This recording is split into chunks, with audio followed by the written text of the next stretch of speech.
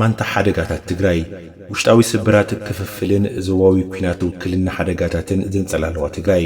ብመሓሪት አደደማሩ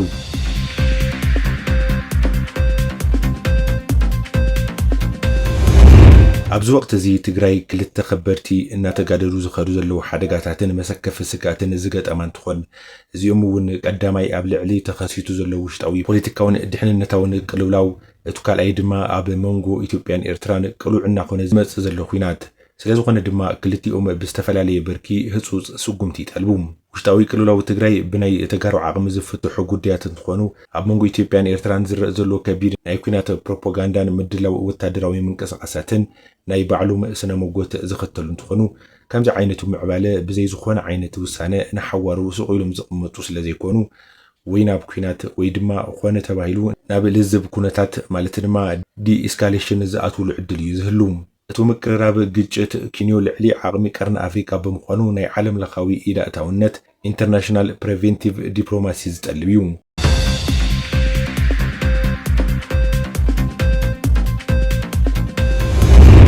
ምንታ ዓርሰ ቀበላ ወይ ድማ ንገዛእ ህይወት ንምዕቃብ ሰልፍ ፕሬዘርቬሽን መሰል ዓርሰ ውሳነን ወይ ድማ ሰልፍ ዲተርሚኔሽን ክበሃል ህዝቢ ትግራይ ኩሉ ዓይነት መስዋዕቲ ዝኸፈለ እንትኸውን በደጋዊ ጽላእቲ ዝገጠሞ ጽንተታዊ ኩናት ክትግምቶ ብዘይትኽእል መከራን ስቃይን ንዘመናት እናተጻወረ ዝመጽእ ህዝቢ እዩ ንሰላም ዲሞክራሲ ልምዓትን መሰረታዊ መትከላት ሰብኣዊ መሰላትን ዘበርክቶ አስተዋጽኦ ብዝኾነ ምክንያት በደጋዊ ይኹን ብውሽጣዊ ሓይልታት ኣብ ዋጋ ዕዳጋ ከኣቱ ይብሉን እቲ ናይ ቀደም ቀዳድም ህጹጽ ኣቓልቦ ክወሃቦ ዘለዎ ጉዳይ ኣብ ውሽጢ ትግራይ ዘሎ ውሽጣዊ ጉዳያት እዩ ምክልኻልን ምውሓስን ድሕንነታዊ ህልውናን ኮይኑ ኣብ ውሽጢ ትግራይን ጎረባብትን ዙርያ ሰላም ምንባር ወይ ድማ ምፍጣር እዩ ነዚ ተግባራዊ ንምግባርን ካብ ተደጋጋሚ ናይ ጽንተት ጭፍጨፋን ሓደጋታት ዓርሳ ትከላኸለሉ ህዝባዊ ሰራዊት ዝወነነት እምበር ሰራዊት ዝውንና ትግራይ ክትከውን የብላን ልክዕ ከምዚ ወታደራዊ ውልቀ መልእኽቲ መንግስታት ዝዝውርዎ ዓይነት ሰራዊት ክኸውን ይብሉን ካብ ናብ ዘለናዮ ድሕንነታውን ከባቢያውን መንነት መሰረት ዝገበረ ፖለቲካዊ ጎንፅታት እናገደደ ዝመፀ ካብ ውሽጢ ውድብ ሕወሓት ዝምንጩ እንትኾን ህዝባዊ ሰራዊት ካብ ከምዚ ዓይነት ናይ ፓርቲ ፖለቲካዊ ቅልውላውን ኢዳታውነትን ክርሕቕ ኣለዎም ሕሉፍ ታሪኽ ከም መለበሚ እንተወሲድና ኣብ ውሽጢ መሪሕነት ካብ ስስዕን ኣርሒቑ ዘይርኢ ክፍፍልን ዝፍጠር ትግራይ ነዚ ህዚ ትርከበሉ ኩነታት ክትበጽሕ እቲ ዝለዓለ ግደ ተጻዊቱ እዩ ኣብ ውሽጢ ውድብ ዝተፈጠረ ኣብ ውሽጢ ፓርቲ ክጸንሕ ዝግብኦ ጉዳይ ኾነ ተባሂሉ ናብ መራሕቲ ሰራዊት ክልሑቕ ተገይሩ ቀጺሉ ድማ ህዚ ናብቲ ሰፊሕ ማሕበረሰብ ዘሊቑ ብምእታው ግዚኦም ዝሓለፎም ከባቢያዊ መሰረት ብምግባር ብሄራዊ ስብራት የስዕበሎም በምክንያት ሕማቕ ቁርቁስ ፖለቲካዊ ስልጣን እናጎልበተ ዝኸይድ ዘሎ ክፍፍል ዕላማ ሓድነት ህዝቢ ትግራይ ብናህሪ ሓድሽድሽ እናበለ ዝርከብ እንትኸውን ነዚ ኣብ መንጎ ተጸባኢ ባህሪ ዘለዎ ጉርብትና ተቐርቂሩ ዝርከብ ህዝብና ናብ ዝኸፍአ ናይ ህልውና ሓደጋን ብቐጻልነት ንነዊሕ እዋን ዝጸንሕ ተጋላጻይነት ይነስዕበሎም ሕዚ ኣብ ትግራይን ከባቢናን ዘለው ኩነታት ካብቲ ናይ 2013 ዓሌታዊ ምጥፋእ ኩናት ኣብ ዝተወልዑሉ ግዜ ዝነበረ ኩነታት ብብዙሕ መንገዲ ይፈላለ እዩ መንእሰያት ትግራይ ከቢድን ብዙሕን ኣካላውን ካልኦት ጉድኣታትን ዝበጽሖም ኣብ ገጠራት ይኹን ከተማታት ዝነብሩ ኣዝዮም ተስፋ ቆሪጾም ኣለው ንባዕሎም ከም ግዳያት ናይቶም ዓሌታዊ ምጥፍፋእ ውጥን ዘለዎም ወረርቲ ጥራይ ዘይኮነ በመሪሕነት ፖለቲካን ወታደራውን ትግራይ እውን እምነት የብሎምን ህዝቢ ትግራይ ብፍላይ ነቲ ናይ ፖለቲካዊ ወታደራውን ድሕንነታውን ኣካላት ትግራይ ቀንዲ ክፋል ዝኾኑ መንእሰያት ንምክልኻል ዓዶምን ህዝቦምን ኣድላይ ኣብ ዝኾኑሉ ጥራይ ድልዋት እንትኾኑ እውን ንኩናት ኣዝዮም ይጽየፉ ናቶም ተወፋይነት ምስ ሰፊሕ ፖለቲካዊ ኣጀንዳታት ትሑት ምትእስሳር ኣለዎ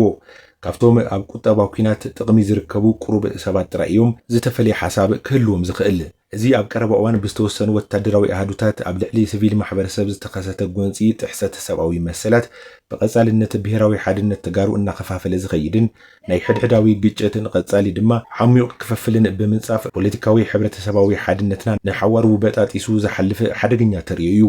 እዞም ላዕለዎት ወታደራዊ ኣዘዝቲ ናይ ሕወሓት ውድባዊ ሓላፍነትን ኣብ ግዜያዊ ምምሕዳር ትግራይ ዝርከቡ መራሕትን ሰላም ናይ ምዕቃብ ድሕንነት ህዝቢ ናይ ምውሓስን ቀጺሉ ክፍጠር ንዝኽእል ጎንፅን ደማዊ ግጭትን ንምፍታሕ እቲ ዝለዓለ ፍሉይን ሓላፍነት ኣለዎም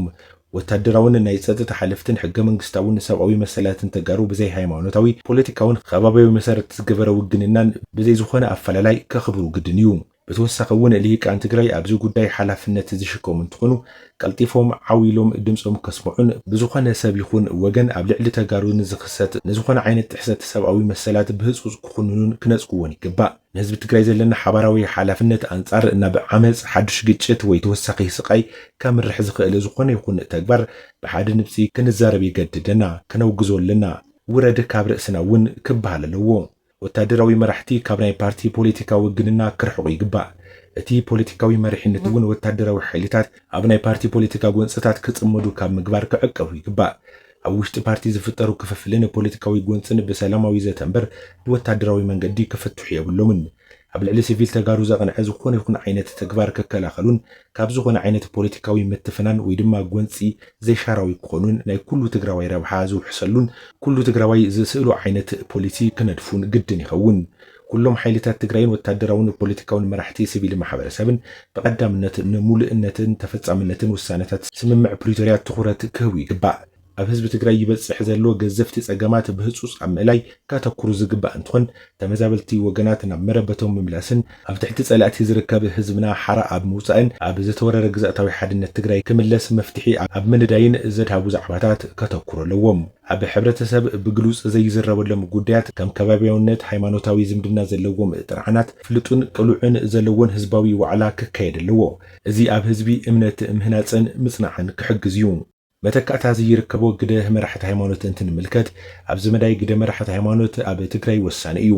ካብ 2017 ጀሚሩ መራሕቲ ሃይማኖት ትግራይ ካብ ኦርቶዶክስ፣ ሙስሊም፣ ካቶሊክን ኢቫንጀሊካል ማሕበረሰብ ውጥረታት ብዘተን ምይይጥን ንምፍታሕ እዞም ሕዚ ንሪኦም ዘለና ቅልውላዋት ኣብ ምክልኻል ዘድሃቡ ተስፋ ዝህቡ ዘተን ምይይጥን ዘኽእሉ ፃዕርታት ገይሮም እዮም። ምስ ወታደራውን ፖለቲካውን መራሕቲ ብምርኻብ ናብ ልዝብ ክመፁን ንመርህ ውዕሊ ፕሪቶርያ ተገዛእቲ ብምዃን ዓርሶም ካብ ግጭት ዘጋድዱ ነገራት ክቁጠቡን ከወግዱን ለበዋታት ክገብሩ ዝጸንሑ ምዃኖም ይፍለጥ። ኣብ ልዕሊ እዚ ዘሎ ውሽጣዊ ፖለቲካውን ድሕንነታውን ቅልውላው ትግራይ ካብ ዝኾነ ግዜ ንላዕሊ ኣብ ኣዝዩ ሓደገኛ ናይ ኢትዮጵያን ኤርትራን ዓውደ ኩናት ናይ ምዃን ቀርቃሪ ሓደጋ አንጸላሊዋ ይርከብ። ዋጋ ናይ ከምዚ ዓይነት ግጭት ብፍላይ ኣብ ደቡባት ዝነብሩን ኣብ ትሕቲ ጽንተታዊ ሓይልታት ንዝርከብ ህዝቢ ትግራይ ኣዝዩ ኣዕናው ክኸውን እዩ። ብምዃኑ ድማ ትግራይ ኣብ መንጎ ኢትዮጵያን ኤርትራን ብኢድ ኣዙር ኩናት እንተተኻይዱ ማእኸል ዓውደ ኩናት ናይ ምዃን ዕድላ ኣብ ዝለዓለ ጫፍ ተጋሊጹ ይርከብ። ከምዚ ዓይነቱ ግጭት ንተጋሩ ሕድሕዶም ንክራጸሙ ብቐጥታ ብምጽላው ናይ ትግራይ ፖለቲካዊ ማሕበራዊ ህልውና ንዘለዓለም ዝበታትን ሓደገኛ ምዕባለታት ይኸውን ኣሎ።